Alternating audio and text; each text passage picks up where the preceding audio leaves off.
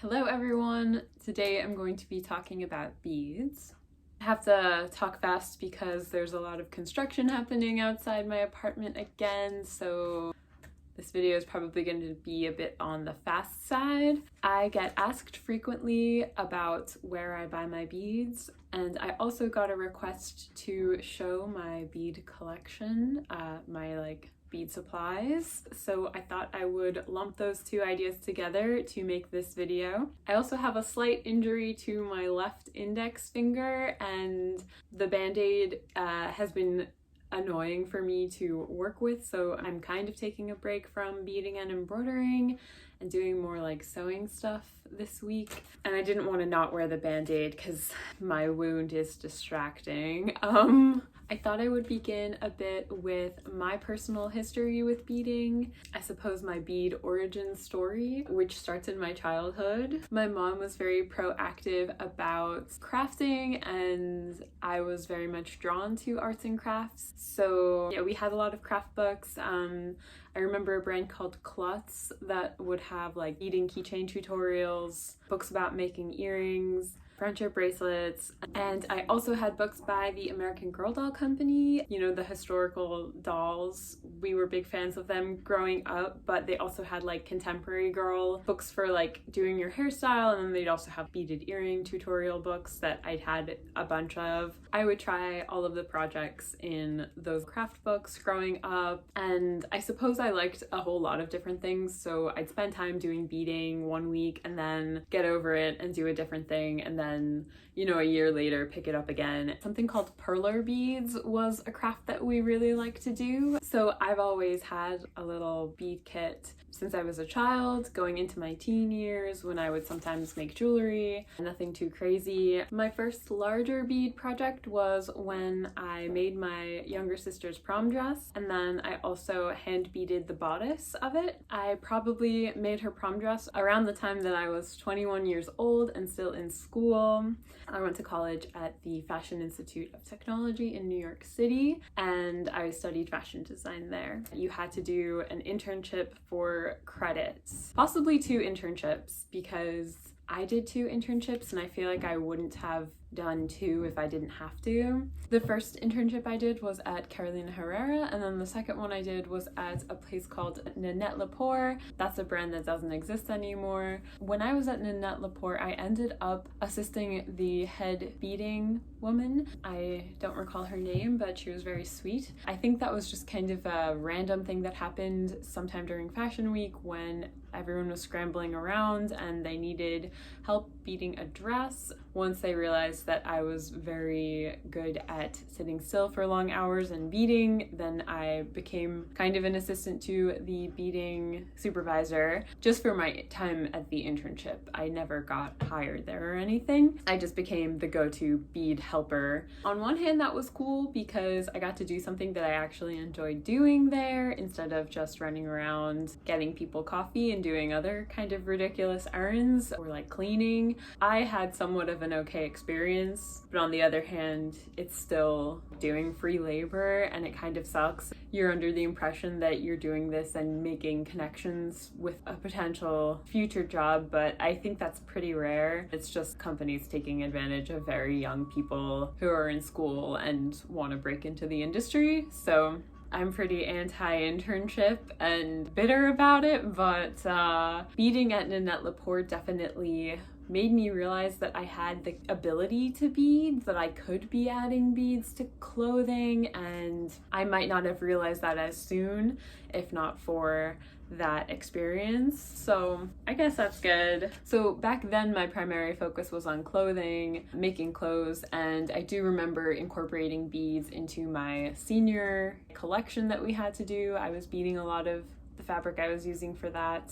I've always loved heavily decorated art and fashion and dresses throughout history. It kind of makes sense that once I realized I could start beading and embroidering, I would run with it. That's my favorite kind of art. Very decorative, embellished art and fashion. After college, when I started getting into crafting more seriously and pursuing like a small business in crafting, making things, doing the whole Etsy thing, and especially when I got really into embroidery, it made sense that I would incorporate beading into that as well. And I've definitely become more comfortable with beading and confident throughout the years. It's cool to work on larger bead projects now and start going into the territory of 3D pieces that are fully beaded. I really like exploring that sort of thing now that I feel more confident with my beading. So that is my brief history with beading, which has led me to the current day. So I guess I'll tackle the question now,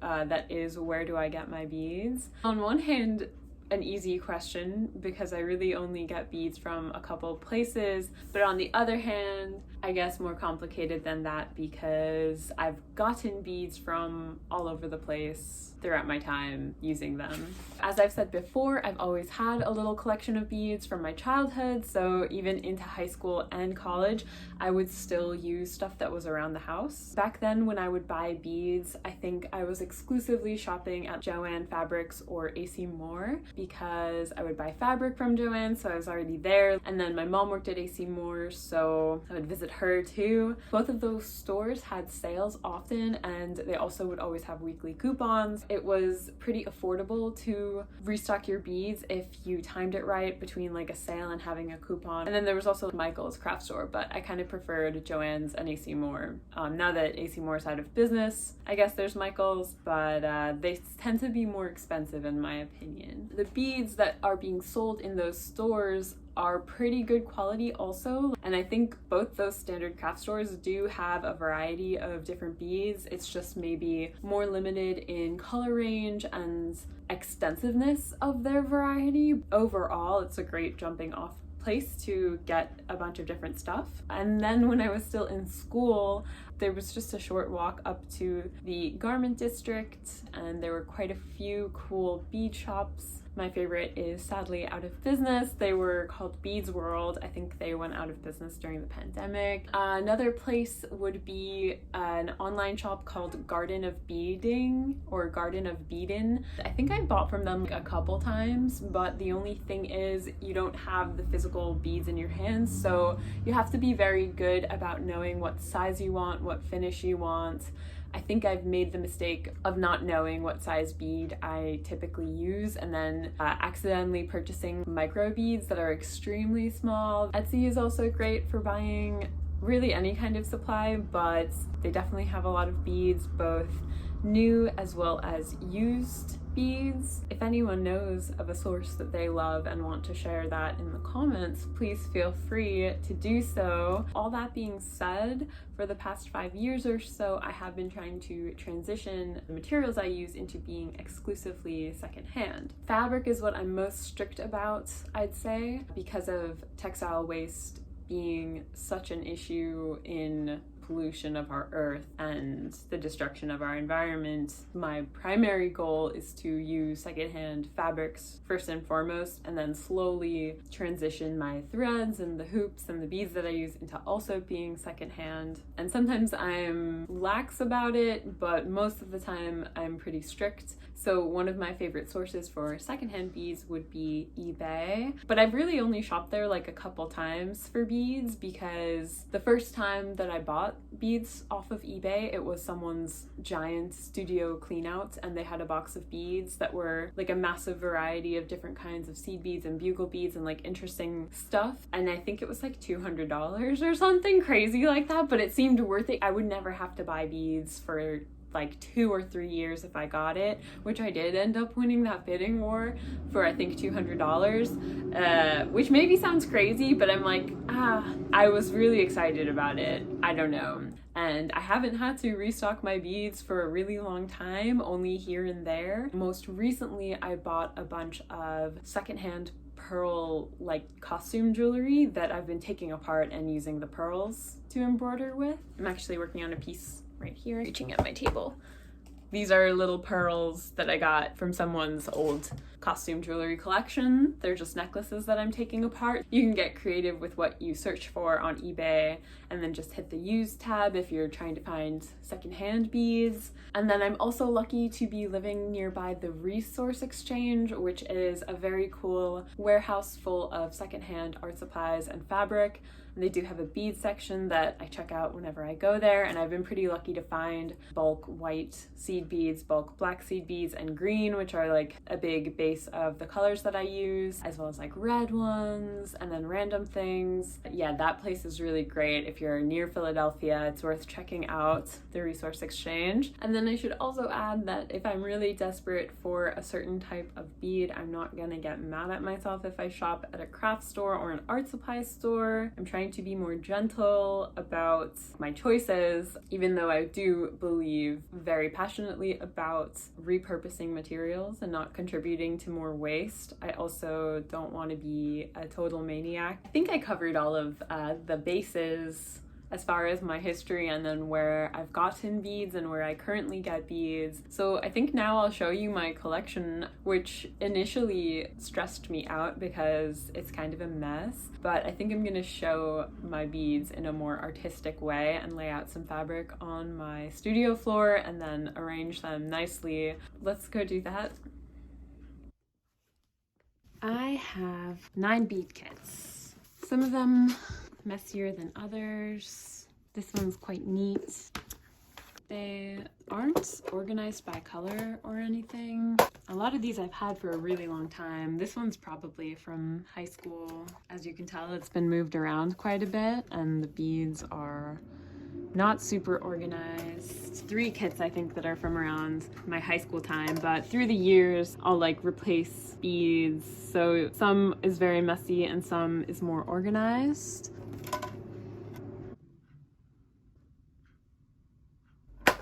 This is one of my newer bead kits, but all of the beads inside are secondhand. If I have a lot of the same one, I'll try to group them together so that I know that I have that much of it. It's better for me to gauge what I can use for larger projects and filling in, covering a lot of ground compared to beads that I only have a little bit of, and then know that I could use for a detail of beading. This is a fun one because I have some larger glass beads and then I started adding the pearls that I recently got from eBay. Here are more. These are slightly different too, larger beads. Not sure where those are from, but those are all my kits. Now I will show you some of my containers that I have, which are quite a few. And as you can see, I reuse grocery store cans, a lot of Trader Joe bath products. This seems very chaotic, and it is. And I want to also let you all know that most of these beads I keep up on my work table all the time, which is ridiculous. These ones are definitely from Garden of Eden. You can see there's a tag on them. And I was specifically looking for this exact bead because I had started a project using something like this. I'm making a 3D wand and I wanted this exact bead. These ones are from the Resource Exchange, secondhand. I think these are from eBay. I have a lot of random things that I've accumulated throughout the years. It's hard for me to let go of. I'm a bit of a hoarder. Not sure where these are from. I think these are very old from my childhood. These are some bulk red bugle beads. I'd like to figure out something to do with them because I have so many. I have a lot of bulk pink corally clear glass beads. Stuff like this is really fun, and I've been more and more incorporating larger beads into my work. I have so many of these glassy eggplant colored beads. Not sure what to do with them. Purple is a challenging color for me. I'll figure out something for those ones. I've been trying to put away all the pearl necklaces that I bought, but not all of them have a place yet. And then on eBay, I also bought someone's beads that they never used. They look like all new in their packaging still. So that's cool. But I still have a jumble of necklaces from that purchase that I haven't organized. I have a lot of little things like this for if I don't have a space in my bead kits. I'll put them in Trader Joe's hydrating moisturizing gel saved containers. I guess I started putting away pearl beads in here. Green beads I got secondhand at the Resource Exchange. These are vintage, I believe. Micro white beads. They're so small that I don't really want to do beading projects with them, but I have been doing beaded sun catchers with them, which I can grab and show you how that looks and how the different sizes of beads compare. I made this one this week that I've been wanting to put in my shop, but it hasn't been sunny, so it's not reflecting rainbows quite yet. But these are an example of those micro beads I just showed, and then the green is the larger size. You can also compare to the pink beads. The different sizing of them makes a big difference, but so it's easier for me to do this kind of project with the micro beads compared to hand stitching. Here is a jar of micro beads that I've accidentally purchased from Garden of Beading and like a long time ago, and I haven't used them yet because they're intimidating. But perhaps for some beaded earrings or sun catchers, I think that method is easier, as I've said, than the stitching. Or I'll donate them to the Resource Exchange and someone else can use them. Still very beautiful. I have so many of these super long bugle beads, which I've used on my beaded pentacle. I'm not sure what else I've used these for. They're kind of hard to place in a project because they're so bold, but I have a lot of them, so I've got to think of something. I've got these red beads. They're still on their string. Some of them are loose. These are fun to use. More purple beads. This is like a mixture between seed beads and short bugle beads. These are probably secondhand from eBay. I feel like I've had these like containers forever and then have been changing out. I'm not sure the origin of these containers. Teal colored beads. I've got a lot of little containers. I feel like this is the sort of thing that friends would give me from cleaning out their bead supplies. And I just keep them around and use them until they're done. I've got a lot of messy little containers that are random safety pins or like whatever these are. Don't know why I have those. This is another random container, as is this one. More of these little things. Got some hair clips. I would make beaded hair clips, but this is just such a bad quality of a clip, and I don't want to take the time to make a really beautiful beaded flower and then attach it to a clip that's gonna like rip your hair out. But these are some interesting random beads. I like these ones a lot. Not sure where they came from though. A lot of random stuff. I think beads that have been handed down to me from other people. It is quite messy. I have this jumbo container of different glass beads. My friend Doug was working at a glass studio and gave me a ton of cool beads that they were getting rid of. I'm starting to get into using stuff like this more and then incorporating it with seed beads. That's been really fun. Really, I'm just trying to challenge myself to make use of them because they've just been sitting around. This is something that someone has given me in like a bunch of their stuff that they're cleaning out. And it's really cool, interesting material. This is definitely some kind of stone. This, I think, is rose quartz. So that's really special. That's cool. There's a lot of gems in here. I have a bag of real turquoise and rose quartz from Jen, who was cleaning out her studio. These random beads. This is another bag from Jen that's just got a bunch of odds and ends in it that I'm slowly going through. A lot of very cute random things. A lot of these could be really cool as a border to a hoop, like a frame, and then you have an embroidery in the middle. Got some micro beads. This one's kind of random. Don't know what to do with these. My mom gave me this, which you can kind of take apart. More challenging than I thought to take all of these off. I think these are all beads that I put in just to give them new space. Stuff like this kind of sits around for ages, but it'd be fun to use. This. Got some random stuff here. I like these ones a lot. It's very dusty. This one has been sitting on my shelf, but these are like iridescent black bugle beads. Kind of forget about them because they sit in the cubbies and not on my table. These ones are interesting. This is not really my style. They're not made of wood, but they look kind of like they'd be wood or like clay or something. This will be a challenge to use up because they're a larger size and it's a color that I'm not usually using. Got some more of these kits, just some micro beads, some like pearly beads. more of these guys. I have so many of these. I've got some bags of random beads, old stuff from AC Moore that my mom grabbed when they were cleaning out. Like, I don't tend to use stuff like this, but I have it for if I ever change my mind. Kind of miscellaneous stuff that people have probably given me. These are leftover silver beads from my sword that I beaded. And then the last ones I've got are just these random little containers here and there. And I have some more of these purple beads. Oh wait, I do have one more container. This is a bunch of beads. This used to be even more full, but I've since used a lot of these. It's a mix of just opaque seed beads, I suppose. Yeah, I've picked through quite a bit of them. I feel like my mom was trying to organize them by color when her friend Deb gave them to her. And then she was like, Tessa, I can't do this anymore. You can just take the beads. If I need a solid color, I'll just kind of one by one look for each blue or look for each green or whatever and go through this mix of beads. And I think that's all my beads. This is the full setup. Over here we got beads. Over here we've got a Drusilla, and then my bead kits and all my jars, all of my very dusty jars. Yeah, that's everything. Okay, everyone. I think that's everything that I'm gonna share today.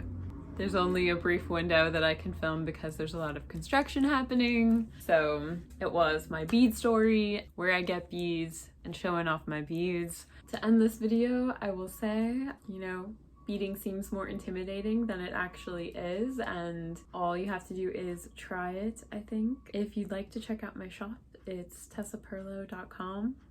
If you'd like to check out my Instagram, it's also Tessa Perlo. I also made a Patreon, but I'm still not sure how to even tackle that. It's live, but I'm not even sure what to do with a Patreon. I thought I would make it to potentially help fund me making videos, since it's kind of time consuming and takes me away from my work. But I want to be making videos, and I'm going to make them either way. Whether or not my Patreon takes off, I'm going to be making videos. So right now I'm not sure what kind of content I should even put on there, and there's just a couple like random posts I made. If you're interested in joining my Patreon, right now I just have one tier that's like $5 a month, and it's just got random posts that I made practicing using Patreon.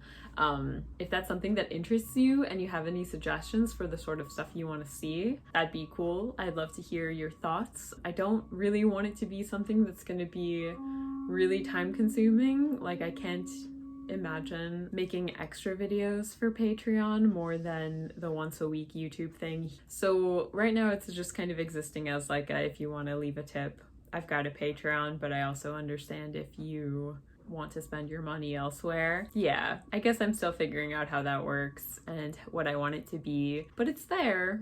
And you know, that being said, I'm just happy that people are taking the time to watch my videos and want to talk about embroidery and beading and crafting and projects and stuff, and like get inspired and just make things. Anyways, I hope you enjoyed this video. I hope it was helpful to you. Let me know if you've got any other questions or if you've got any other video requests. I hope your week is going well, and thank you again for watching and being here.